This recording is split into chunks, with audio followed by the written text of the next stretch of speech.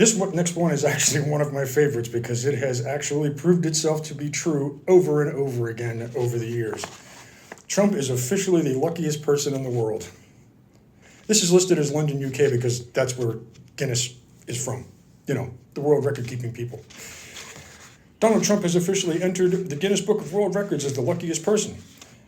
Guinness adjudicators sent to examine the authenticity of the new records have determined that without question, no one in the world, alive or dead, has had the incredible luck of Mr. Trump.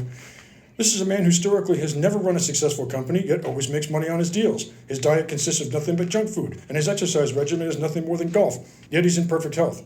He even weighs less than he appears to. And then he ran for president, had no chance of winning, won the election anyway. Among his other achievements have been having more people present at his inauguration than any other president, even while showing that wasn't true. He's on his third marriage and has 5 children, meaning he's been lucky enough to find love 3 times and was able to produce children with all of his wives. He repeatedly threatened North Korea with nuclear destruction and somehow managed to bring peace to the region with a meeting that only lasted a few minutes. Recently, Supreme Court Justice Anthony Kennedy has decided to retire suddenly. While this decision was in fact at the urging of the Trump administration, it is still incredibly fortunate for Trump. It gives him the ability to appoint a replacement that will stay for a generation, and there is nothing anyone can do to prevent it. That is just unbelievably lucky opportunity to have landed in his lap.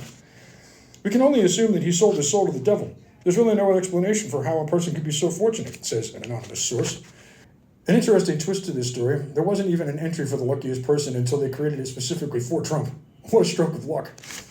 And I put an author's note in here. In the time since this was written, this has proven itself to be true so many times in so many ways that it isn't even satire anymore.